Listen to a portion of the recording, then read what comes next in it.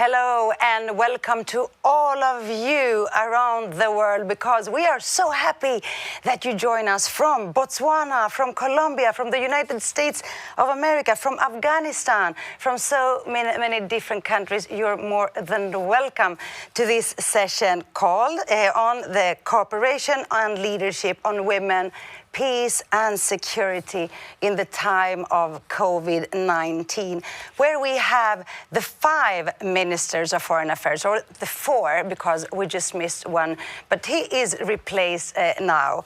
My name is Alexandra Pascalidou, and I am very pleased to be the moderator of this session.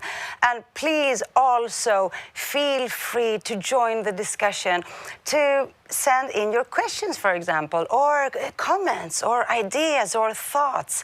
And you can use the hashtag Nordic Women's Mediators 2020. And I repeat it because it might be too long. Nordic Women Mediators 2020. And so I look forward to receive your questions and your comments. And I promise that I will pose them to the ministers in the panel as soon as I receive them. Today, as I mentioned, we will elaborate on what the Nordic countries can do to further support women's leadership and ensure accountability for the women, peace and security agenda during and beyond the COVID-19 pandemic crisis. This panel is part of the meeting of the Nordic Women Mediation Network this year, hosted by Sweden. The network is working hard to promote women's inclusion and gender equality in peace processes around the world. And at this point, I am delighted to welcome Iulia Kharashvili live from Tbilisi in Georgia.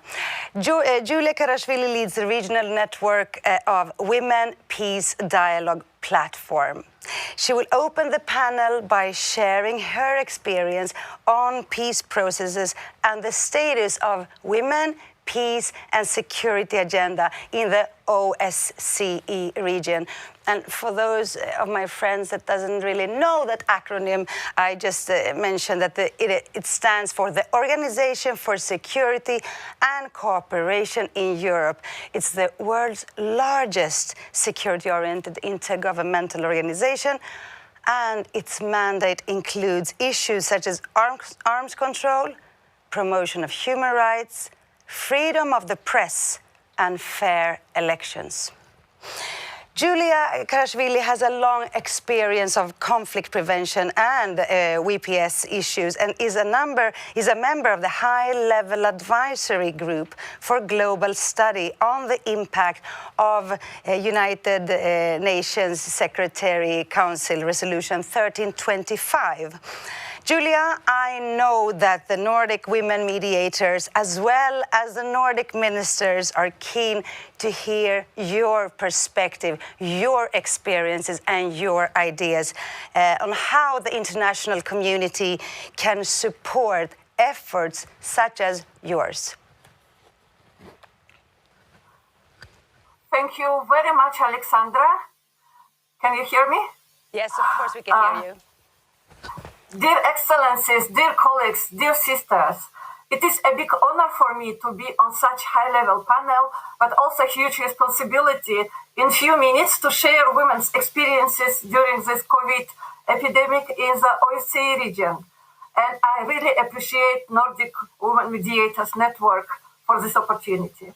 We, meaning the regional platform for Women Peace Dialogue, which unites women, peace and human rights activists from 12 countries, Baltic states, Russia, Ukraine, Belarus, Moldova, South Caucasus, and Central Asia, who are working on prevention of conflict revival, protection of women and girls' human rights, and increasing of human security. Firstly, during this month of COVID-19 and its consequences, we saw that women are confronting new challenges. They are primary caregivers in families, but also in medical institutions, in shops, in pharmacies, everywhere. Women are mostly affected economically because many of them work also in informal sector. And no new security conditions are for women migrants. Women are responsible to ensure online communication for their children because in majority of countries, children now are studying in schools online. Also, I need to say that in some countries, like in Belarus, children stay in schools and mothers can be punished if they keep children at home. According to reports, both age and gender discrimination are increasing during this COVID situation, and we observe severe increase of domestic violence. Also, we have also some good practices and good example, like for instance in my country in Georgia, which elaborated special measures for victims of domestic violence during COVID. Secondly, all this is also influencing women's work on peace building. Quarantine, impossibility for personal meeting, closure of borders and closure of division lines, and less access of women to IT and to devices and to IT literacy makes peace-building work much more difficult, as well as attempts to approve new restrictive laws about NGOs in some countries, and we had report from Kyrgyzstan, or penalties for dissemination information about COVID, which also is in some countries, like again in Belarus. Decreased access to justice. All this needs special protective measures for women peace builders. We talk about this many years, but now it's more and more actual. At the same time, I need to mention that COVID created some new windows of opportunity. Because COVID affects everybody, it's not a political issue, and women across divide can cooperate in joint response to this challenge. Thirdly, our region is full of protracted conflicts, which always smolder and can erupt. We expected that in this time, at least, it will be stopped. But according to reports from women, we see in some places, again, attacks, borderization, disinformations, and sniper sections. It comes from reports of women from Ukraine, Moldova, Georgia, and Central Asia. It shows that women demand more security, and security not like it always is visible in this famous formula, women, peace, and security, but security in wider understanding. Security which includes human security, which includes access to healthcare, proper access to healthcare, which includes protection from ecological risks.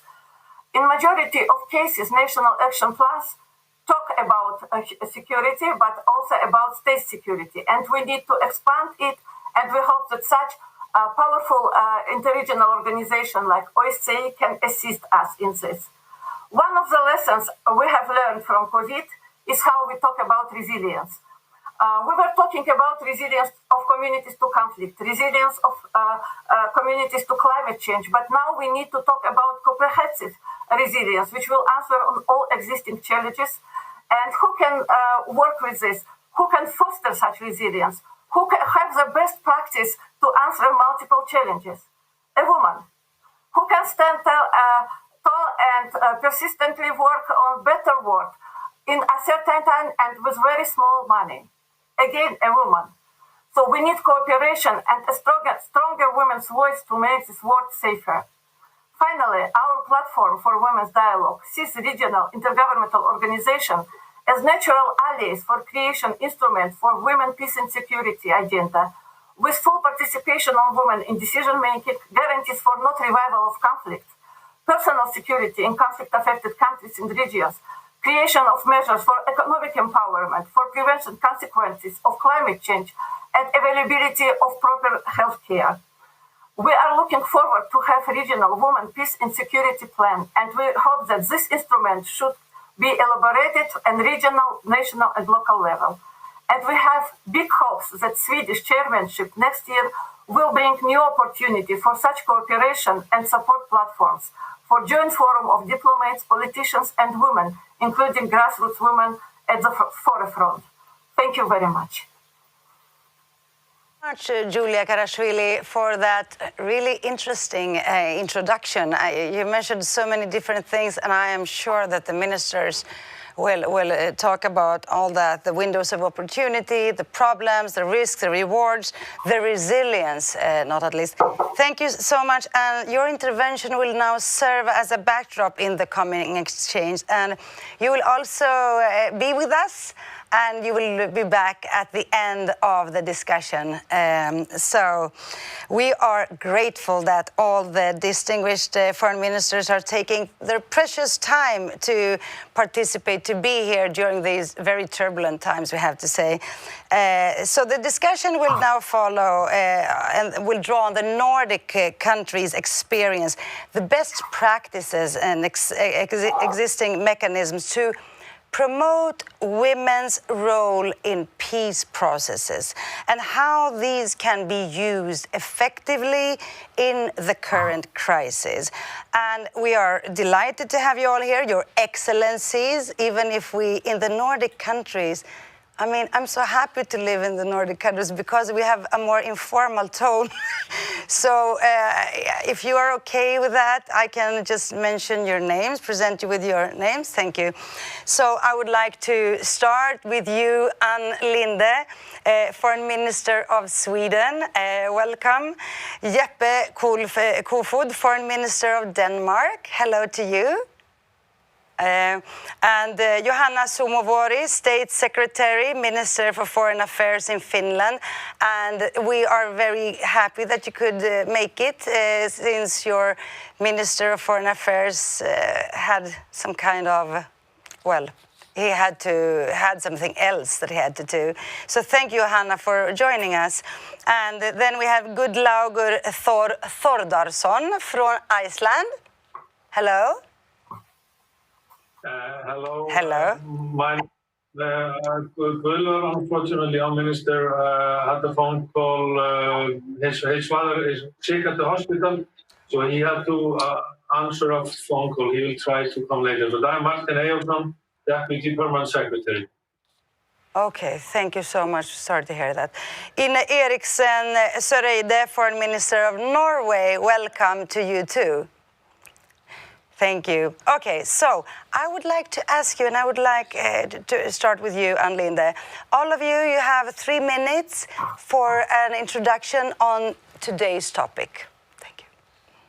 Thank you very much, Alexandra. And yeah, let me just first say how pleased I am to be here, because this is a really, really important topic. And I'm happy to see my Nordic colleagues, and also a special thanks to you, Iulia, Kharashvili, for your strong commitment to promote women, peace and security. And your presentation clearly shows that we must double our efforts in these respects. The Nordic Women Mediation Network is focused on supporting women's participation in peace processes. The key task for the Nordic Network, as well as for us as Nordic Ministers for Foreign Affairs, is to support participation by women who live in conflict situations, women who live and work in local contexts and peace efforts. Today's meeting, with the presentation that we just heard, is an example on how it's possible to keep these crucial efforts alive, even during a pandemic. And this is directly related to my first key point. More attention is needed on how COVID-19 pandemic affects women's participation in peace efforts.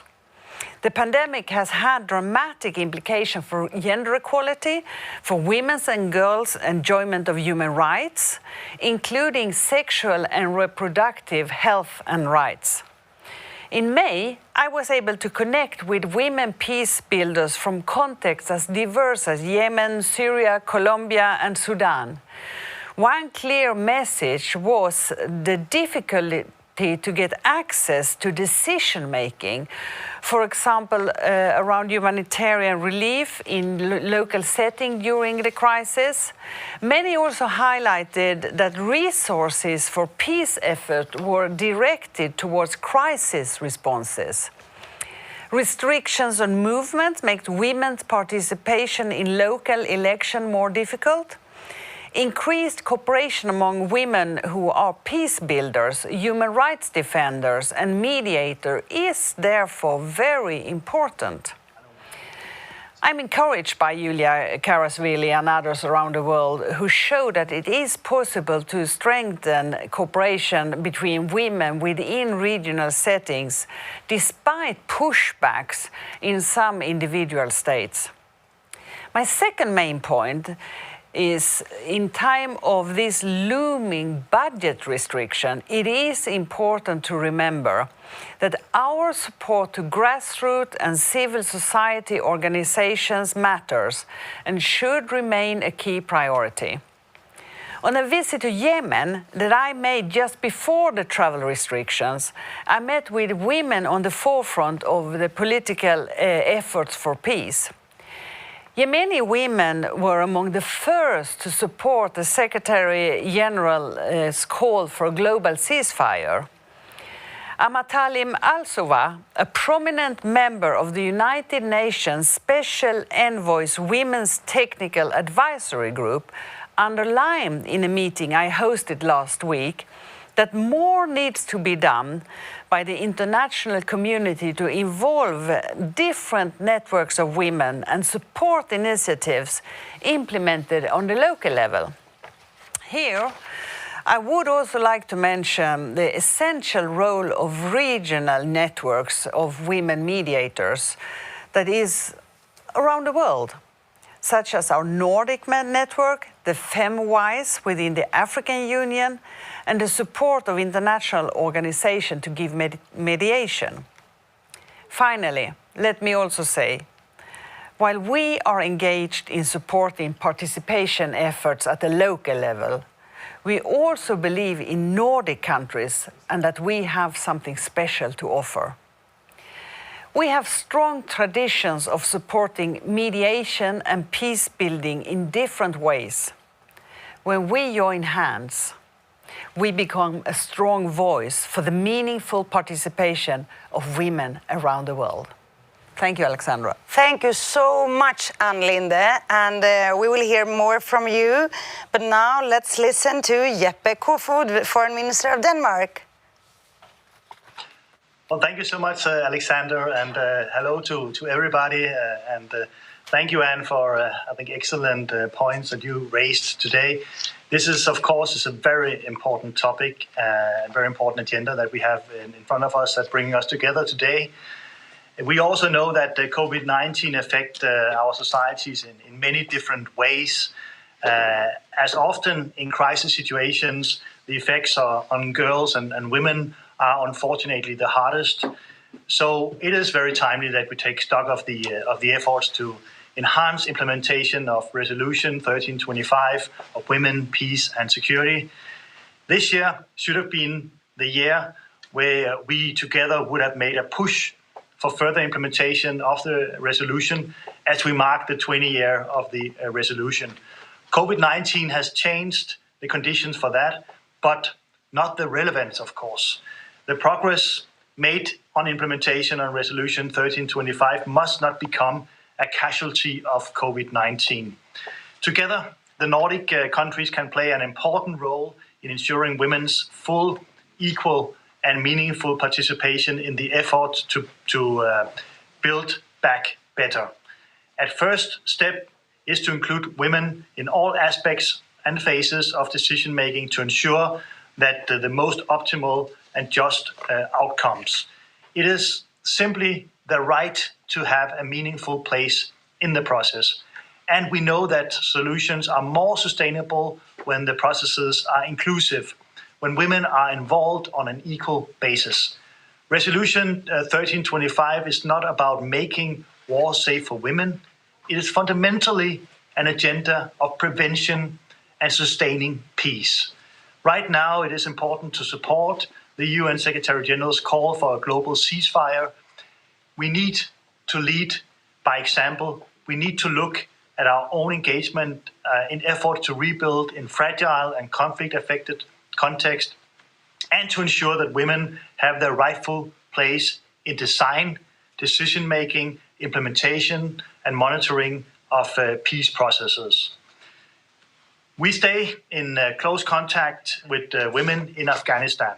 We listen to their concerns about the peace process before we conclude on our approach. We have been involved in training of women in East Africa, many of whom are now in leadership positions. We support the need for sexual and reproductive health services as part of the global COVID-19 response. It is encouraging to see that women peace builders now often have access to brief the Security Council as well as the UN Peacebuilding Commission. But when not, we need to look at how we can get and how we can convey their points in these contexts. We know that during these times of lockdowns, peace processes have become more difficult. Just like this meeting, a lot is going on virtual platforms, including efforts to solve local conflicts and peace and build peace. But women often have less access to the internet, which complicates women's access to such processes. Some of the Danish civil society organizations are working with women peace builders to see how best to overcome this challenge. We need to look at their proposals. We cannot afford that women do not have access and that their voice are not heard. The Nordics can also help to hold international partners like the UN accountable for working towards implementation of gender-sensitive policies in the same vein, also in their COVID-19 efforts. To conclude, Alexandra, we need to continue to ask the question, where are the women? When we can answer that in a substantial way, then we have ensured the implementation of Resolution 1325. A lot of work remains to be done. Denmark therefore welcomes the opportunity to reflect on how Nordic cooperation can be strengthened. We are committed to the implementation of Resolution 1325 and is working on our new Danish National Action Plan for the coming years. I will suggest a thematic discussion about 1325 at one of our forthcoming Nordic meetings to continue the cooperation. Thank you so much. Thank you so much, Jeppe Kofod. Where are the women, as Jeppe said? Not that old, tired excuse saying, there are no women, because we have heard it, you're laughing, so thank you for that. Okay, so now I would like to hear our neighboring country, Finland, Suomi, Terve Suomi, and I would like to hear Johanna Sumuvuori, State Secretary at the Minister for Foreign Affairs. Good morning, or good day, maybe, or good afternoon. Good day. Good day. Can you hear me? Yes, of course we can. Okay. Great to see you all, dear ministers and dear esteemed members of the Women Peace Mediators and all the participants in this conference. And first of all, I would like to apologize that Minister Haavisto can't be here today. He's very occupied with the government meetings today, so I will give Finland's opening remarks on his behalf today. And it is very great pleasure to be here with you today. And I would like to thank Sweden for organizing this meeting to discuss about the situation and how to advance the capacities and possibilities of Nordic women mediators and engaging women in peace processes now and in the future, despite of the COVID situation. Women, peace and security has been a long-term priority for the Nordic countries, as we all know. And at the UN and other multilateral fora, we continue to working closely together to strengthen the normative framework. And the Nordic support to the UN Women has also been an essential contribution to supporting women's representation and participation in peace processes. As we all know, this year marks quite a year. There are a lot of anniversaries and jubilees. This year is an anniversary for gender equality and enhancement of human rights and women and girls in terms of Beijing Declaration. It's been 25 years since the adoption of Beijing Declaration and Platform for Action. And 20 years ago, it was also a remarkable year. The UN Security Council adopted the Resolution 1325 on women, peace and security. And I think that now what we need is to keep that process very much alive and look at our national agendas on 1325, how ambitious we are in implementing all the good deeds we have been put in place in those documents. We have made progress, but much remains to be still done. Already before the pandemic, I was very alarmed by the signs of global pushback on women's and girls' rights. And it also seemed that support for full and effective implementation of the Women, Peace and Security agenda was eroding. So I think this pushback has to be taken very seriously. And I think it was Minister Linde who said that, oh no, was it Norway? Was it Ina who said that we need a strong voice? And I think that the Nordics are the ones to kind of have that strong voice, both in defending the rights of girls and women in general, but also advancing the work and possibilities of women mediators in particular. These developments are closely linked to the challenges that multilateralism and the rule-based international order are also facing. And in order to reverse this negative trend, we need to enhance effective international cooperation at all levels. While the COVID-19 pandemic is first and foremost a health crisis, it also poses a major threat to international peace and security. The pandemic's long-term implications for fragile states and conflict situations are yet to be seen, but we already can tell that the COVID crisis is making crisis management, peace processes in general, peace mediating more difficult than before.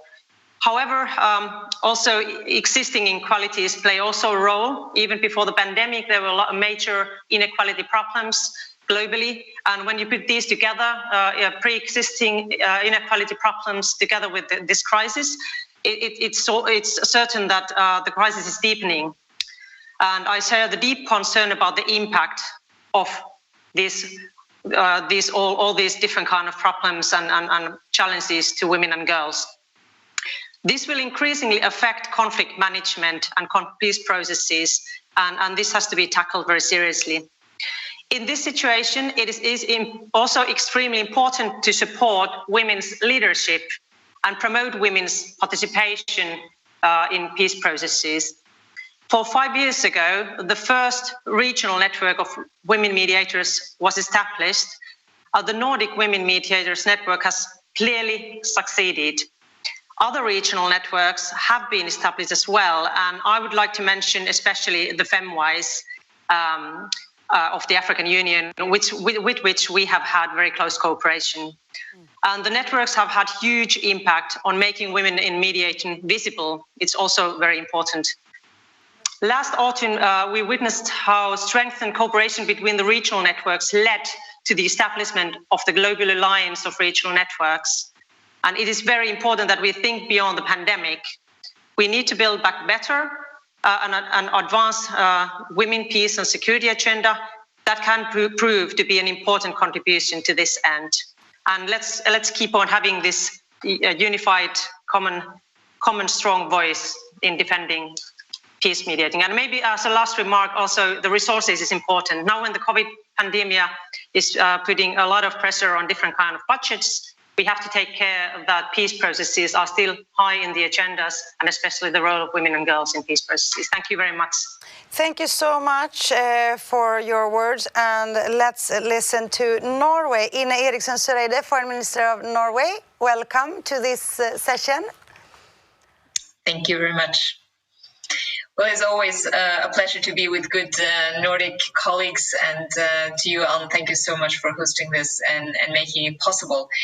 I know that pulling off these conferences right now during the pandemic is not always easy, and I think we spend a lot of time in video conferences nowadays, but I think they are extremely important to actually go through it. And when we look back 5 years, I think we can all say that when we launched the first network in Oslo, that was a milestone in itself. And then suddenly everything followed suit very quickly.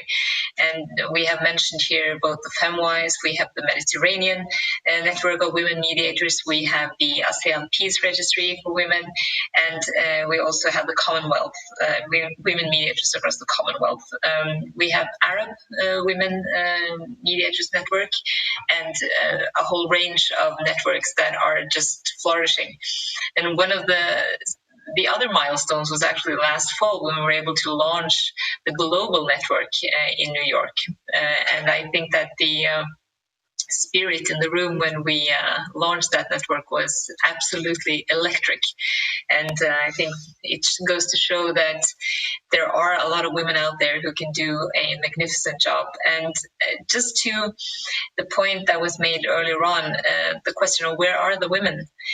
And for my part, I think one of the most exciting things with launching these networks was that it showed very clearly that the women are there. They have competencies, they come from all walks of life, they have different experiences, and that's what makes these networks so unique.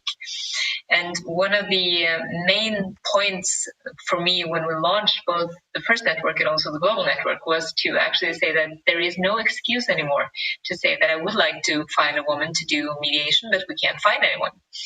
My second point is that it is important to remember that competencies is not necessarily what the women networks and mediators need. They have a lot of competencies. What they do need is access. And that's the big issue. And this has been exacerbated now by the COVID-19 pandemic. Because from the beginning, we know that access for women in all phases of a negotiation, both when the premises are laid out to when the implementation gets tough, is what secures a viable situation. Now we have the issue with the pandemic, meaning that many of the processes are moved to digital platforms. In itself, that could give more access to women. But we know for a fact that women have less access to internet than men, and that's why it can be an obstacle. The second point is that they also lack access to many conflict areas and physical areas where they otherwise would have needed to have access in order to do mediation. So this is actually a big challenge. We also know now that many of our partner organizations are suffering quite a lot under these circumstances, and many of them are asking us now to be able to reallocate funds to do everything from purchasing hygiene articles to women to also distribute food.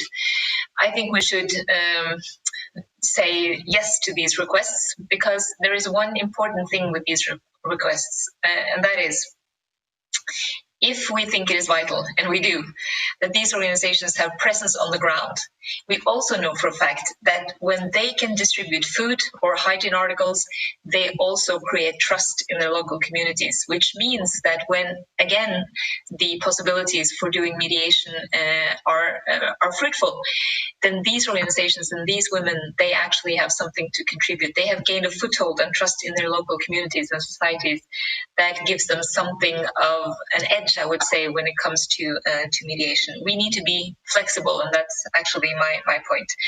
My last point is the issue of security. We have been holding the issue of security for women mediators high on the agenda.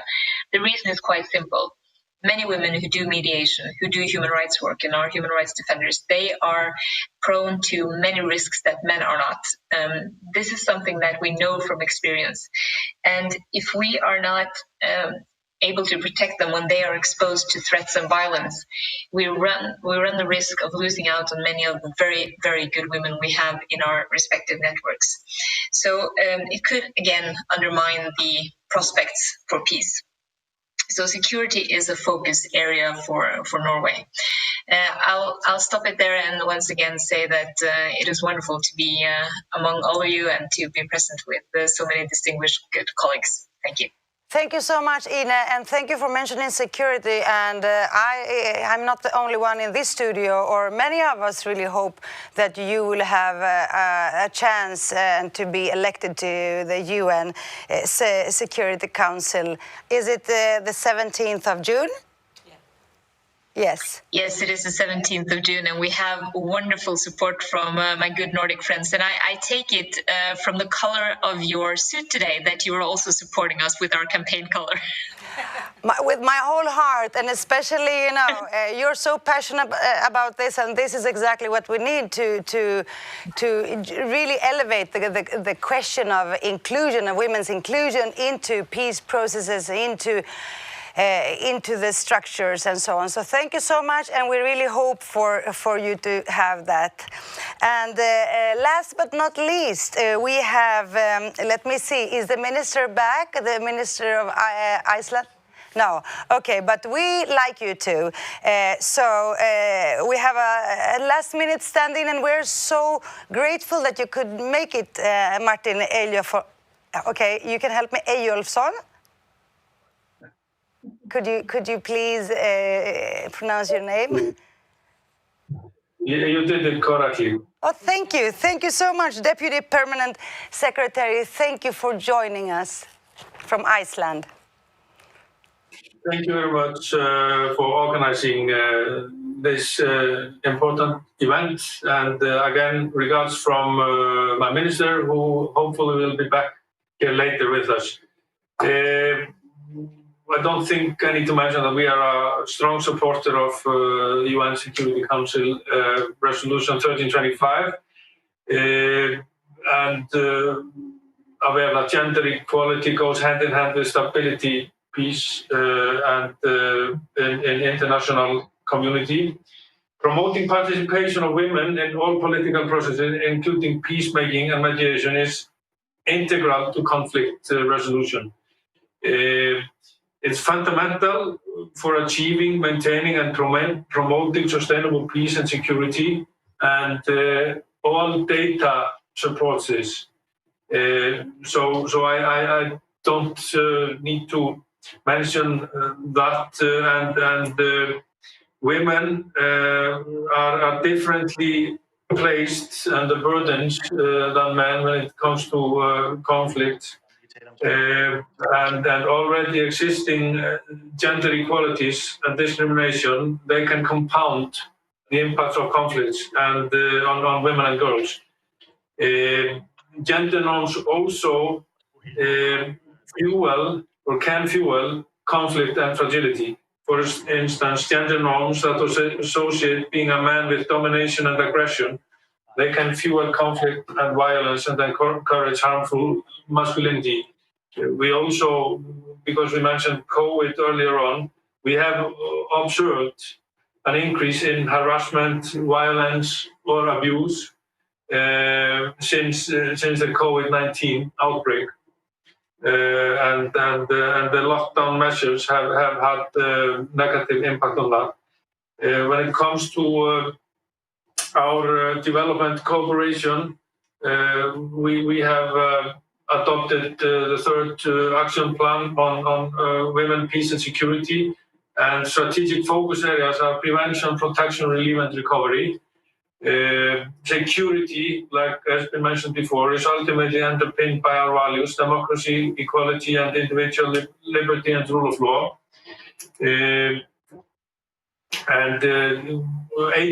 Over 80% of our development cooperation contributions promote gender equality, and we are of course aware, like all the Nordics, that we are looked upon.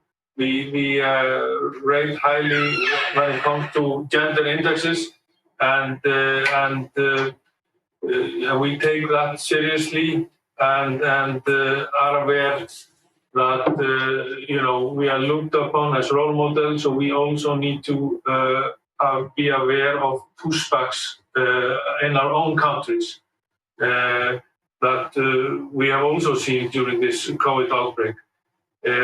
This is good for now, and I'll just have positive news that the minister just joined in, so I'll be substituted.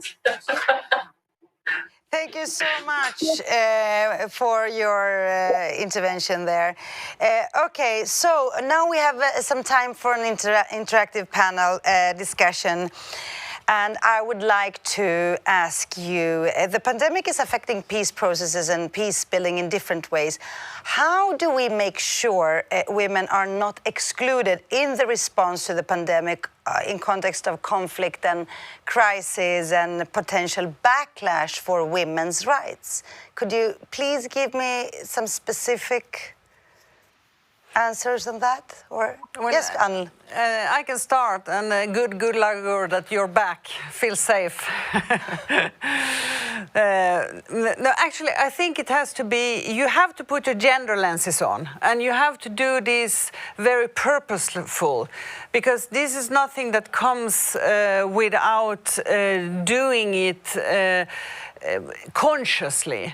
And I know when we were many women foreign ministers, including Ine and myself, who wrote an op-ed about women in the pandemic and how we need actually to see that the measures are not excluding women, and that we know that measures are actually getting in a tougher way affecting women. There was laugh among many men, and also when we had the women, peace and security, in the beginning there were laugh among men. Why did they laugh? Was it because they thought it was ridiculous. Ridiculous when it comes to peace building. They say, why don't we take those who are actually in the field, who has been there and fighting? And then we know that when we have women in the peace building, then the peace treaty gets much more sustainable. Just as Ina said, the women, they have other points of contacts, and those are the things that you don't see if you don't put your gender glasses on. So that's what I have to say. This does not come natural. No, so you have to motivate people, you have to motivate everyone, people and explain everywhere. Because I also got the question that why are women needed in peace processes? I mean, do they add something? Is it some kind of other values or some kind of, I don't know. So I see that Ine want to answer this question. She actually held a whole seminar in New York about actually this question, so please, I leave it to her. Ine, please help us. How to motivate? I mean, why are women, why must women be included in all phases of peace processes? Well, I think first and foremost, it's a very dumb move to try to exclude half the population if you want to create a sustainable peace. So this is not only kind of the smart thing to do, but it's also the right thing to do. And when we know from all experience that if you want to create a viable peace where you have women who are very often leaders of their households, they are community leaders, they are shop owners, they are judges, they hold all positions in society.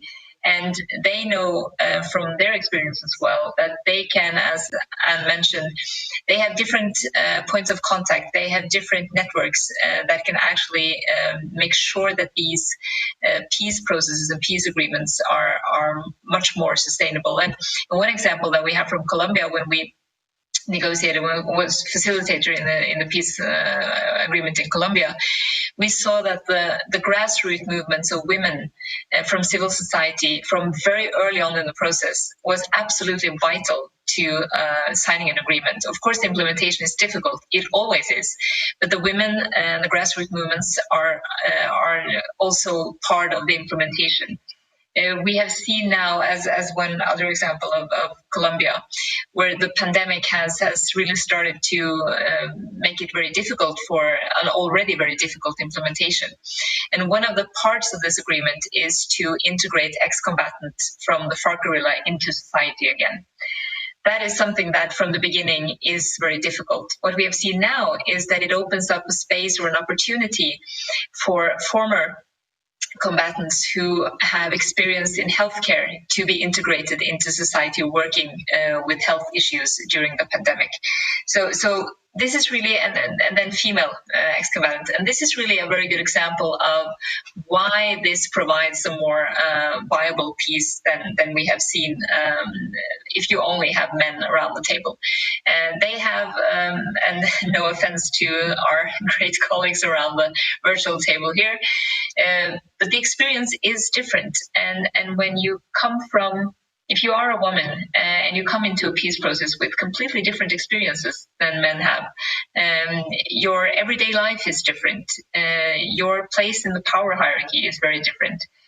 But those are also important parts of creating that dynamics and also that important lasting peace. Exactly. And also, I mean, we had like these Me Too campaigns around the globe. Also, all these silence topics, the taboos, talking about sexual violence and, victimization of women in war. So thank you so much for that. Yes, please, feel free. Yes, come on. Johanna, please. You wanted to add something, Johanna? Yeah. Thank you. I'd like to thank for the ministers for excellent remarks on this question. And maybe just to add that I think also there needs to be a narrative change that quite often still, even though we keep on talking about women's role and women's active role in peace processes, there is still this kind of very prevailing narrative of women as victims or just, as looking from sidelines when important people are negotiating about important processes. So we need to see women as active and capable actors and participants. The narrative has to change. Then we need access, which I think Ina mentioned in her opening remarks. There has to be real access. So it has to be inclusive in deliberate way. We still have to take care of the inclusivity in deliberate way. We have to think about it. And now when it's still not kind of self-evident that women are automatically included in these processes. And then there's a question of resources. We need resources. We have to take care that there is a gender lens, which I like that word gender lens, which Minister Linde used. When we look at the budgets, we have to do some kind of gender review, at least informally, if not formally, when we put resources on things. So these are my additions to that. Thank you. Thank you so much for now. I would like to welcome Gudlaugur Thórdarson. Hi, how are you? Is everything fine? Well, thank you. Yeah, well, yeah, everything is okay. It's okay. Thank you so much. But if I might, interrupt a little bit as on behalf of the males. But I think that I think the question was, why should women be included in the peace process? Well, no, you know what? I have another question for you, because we are satisfied because we got great answers on that. So I have another question for you, if that is okay, and I think you can answer it, Gudlaugur. The Nordic countries have been in the forefront of promoting the women, peace and security agenda for 2 decades, but implementation of gender equality and women's participation in peace processes is far from reality as we mark the 20 years of UNSCR 1325. So how do you see that political leadership for the women, peace and security agenda can make a difference? And I would also like to ask the question to both of you, the men in the panel. What role can men play in advancing equality? Well, I mean, political leadership is essential. It needs to be there. And if you could say it's always the same answer with all the question, and you ask what can men do to help out, so to say. I think it's really important that we who are fortunate to live in societies who have more gender equality than others, we need to tell our story. Of course, we are talking about something that's really much at stake. We're talking about peace process and situation which is very fortunately far away from us. But you really, when you're talking to your colleagues and you have a discussion, honest discussion with other men in other societies, we do not have the gender equality. Then the core of the thing is that you need to sell them the idea. It's a win-win game. No one loses from gender equality. Actually, we men, we gain a lot. And that's, for example, is the reason I think it's all the Nordic countries that you do not see any political movements, we do not see any political parties who say, hey, we need to reverse, we need to get back. And we take it for granted, but it shouldn't be taken for granted. And but it's always the same thing. Political leadership is essential, and role models are essential. If we can talk about our story in Iceland, I was fortunate to grow up with the first female elected president. And she was actually a single mother also. When she ran for office, the 2 things were said: woman cannot be a president and a single mother cannot be a president. Well, she proved everyone wrong. She was actually absolutely a fantastic president. And this is something, so you cannot explain to any Icelander of my generation or younger that women cannot do those things. But they obviously can, and often much better than men. So I think that, I don't know if I directly are answering your question. I think that we need to tell the story, and we need to sell to men that this is, they are fortunate if there are more gender equality in their societies. It's a win-win game. Yeah, thank you so much. Yeah, you really have to spread the word, because the Nordic countries are really champions in this one. But even here, I notice fear among some men that are like, oh my God, what is happening? Are the women here to take over and sideline us and marginalize us? And what will be our role and so on? So I think you can do a great difference by spreading the word. Jeppe Kofod, what's your view on this? Well, thank you, Alexandra. Well, I mean, first of all, women are poorly represented in political decision-making processes all over the world, also in efforts towards peace, and therefore, I think, others also alluded to it. We really need Nordic political leadership, in my mind, to continue to address this issue and ask.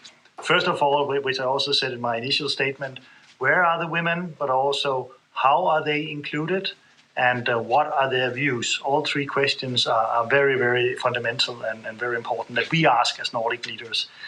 And when it comes to the specific conditions due to COVID-19 pandemic, with the need to use virtual platform for dialogue, I think we need to engage even more with women peace builders to find solutions that they can see work, not solutions that is imposed from outside, but solutions that have ownership and are inclusive. So I'm basically, I will make it brief, my point, Alexandra, but basically I will look forward to a discussion about how we can strengthen our efforts to provide that needed political leadership, because it's needed, at the coming meeting among the group of Nordic foreign ministers. I think it's something we have to take on and show the world. Thank you. Thank you so much, Jeppe. And Linde, Sweden is really a champion when it comes to women, peace and security agenda. But how does Sweden work to promote women's inclusion in the OSCE region?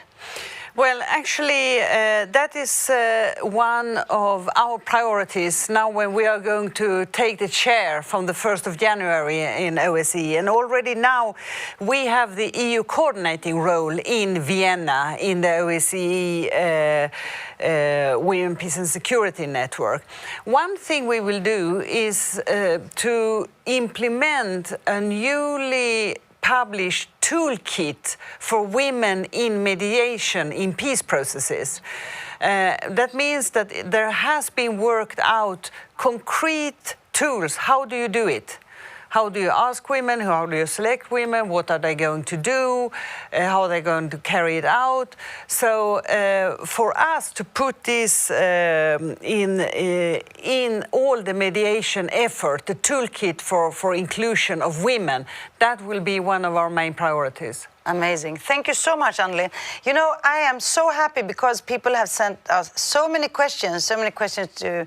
we don't have too much time, but for example, from Faleha from the Netherlands is asking, how can we include, and if you could please answer briefly on these questions because we don't have much time. But she's asking, how can we include the diaspora, and especially diaspora women, to help with cooperation and leadership on women, peace and security? Who would like to answer that quickly?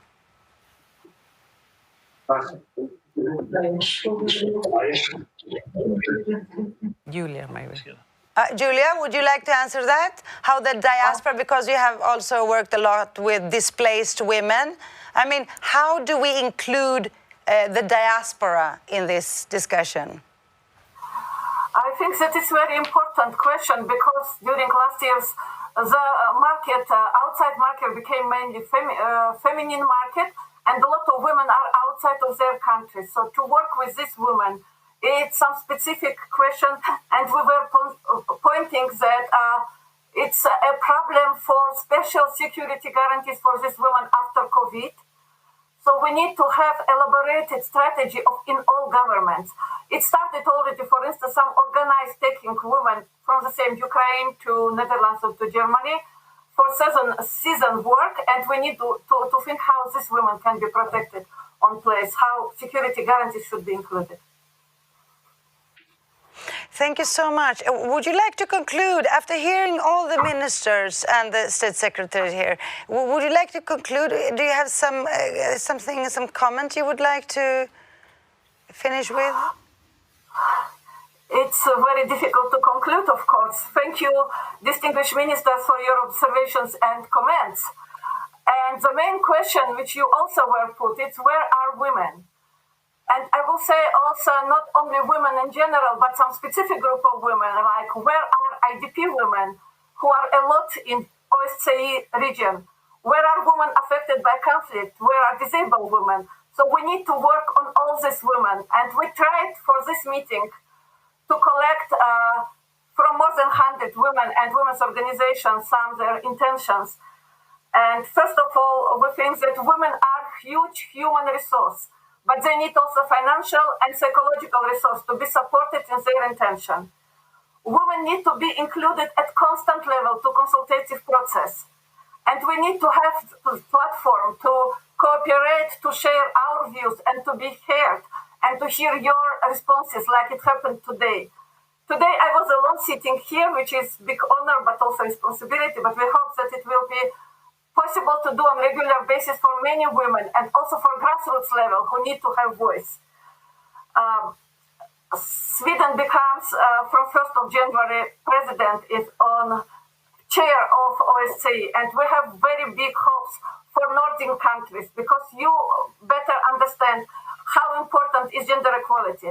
When I talk with my students, I say, look by one eye and then look by another eye, and then you see whole perspective when you look by two, men and woman eye. And because we think it's very important that women perspective will be included. So we hope that elaboration of new concept of human security wider than it's not only state, but personal human security is very important, and we hope to cooperate with OSCE. We think that it was mentioned by Minister of Norway, thank you for this, protection of women peace builders. We have some instruments in the European Union for protection of human rights defenders, but we have nothing for women peace builders. And in many countries they are suffered, and we need to have special commitment from OSCE countries, from all OSCE countries, and for instruments. Thank you so much. Alexandra, last but not least, we think that next year, having this platform and forum for cooperation, maybe it would be possible from Sweden to hold peace conference with participation of women, especially with participation of IDP, grassroots and rural women. Thank you so much. And thank you to Nordic Mediators Network. Thank you so much, Iulia Kharashvili, for these words at the end. Now I would like to ask all of you, all the panelists, to take 1 minute maximum or a couple of sentences for key takeaways, for one key recommendation or something that you will promise or you commit to, or something you want to share with us finally. We can start with you, Linde. Thank you, Alexandra. Yes, I think that we need to underline leadership, accountability and implementation, because it's not enough with words. It's not enough to say women, peace and security. We have to make it happen, and then we need this. And being a chair of the OSCE, and that will also be a personal responsibility for me as Foreign Minister of Sweden, I will promise to put this high up in the priority of our program for OSCE for the next year. Thank you so much, Linde. So, Eriksen, Søreide, Foreign Minister of Norway. Well, I fully trust in Ann when she says she will put things high on the agenda. So I feel that we will have many of these discussions in the OSCE next year. I would like to just say two things. One is that we have to include women in all phases of a peace process.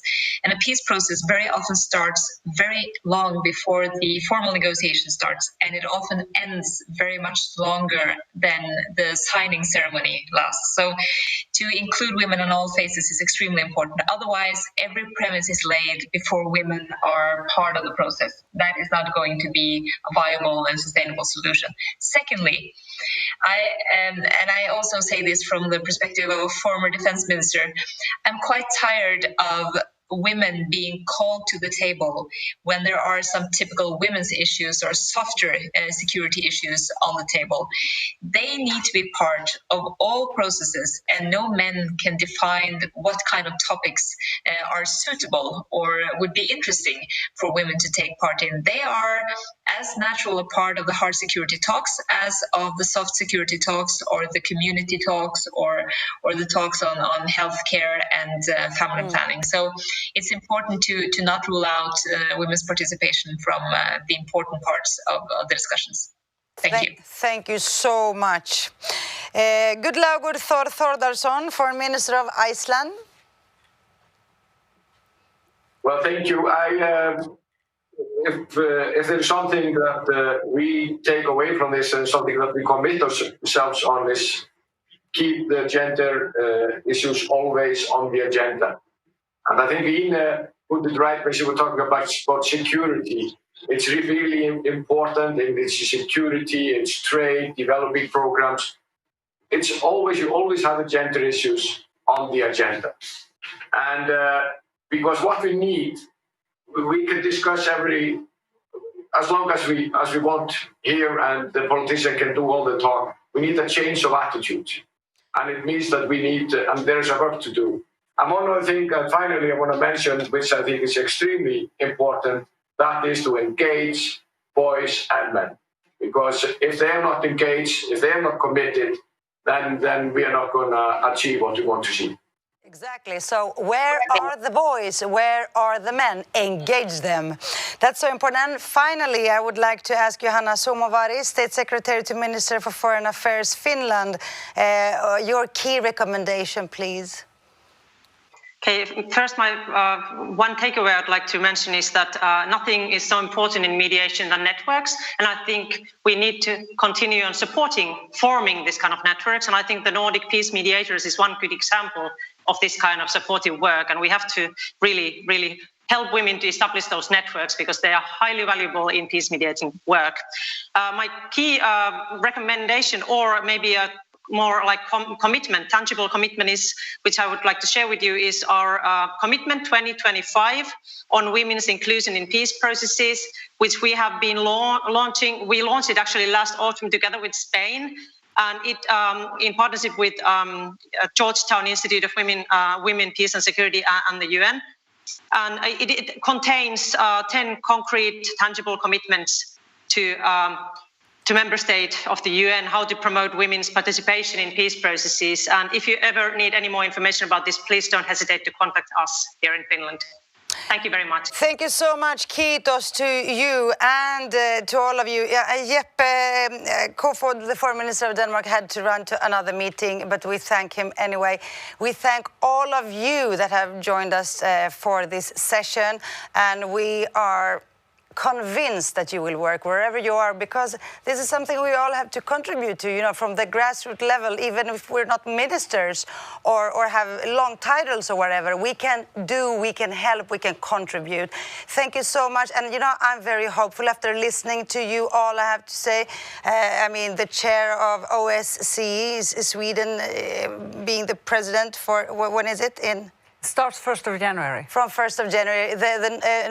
Norway in the Security Council very soon, pushing these topics, and also men and boys in Iceland being very progressive and in so many parts of the world, and Iulia in Georgia, and all of you, wherever you are. So thank you so much indeed, and good luck with your amazing job. Thank you. Thank you. Bye.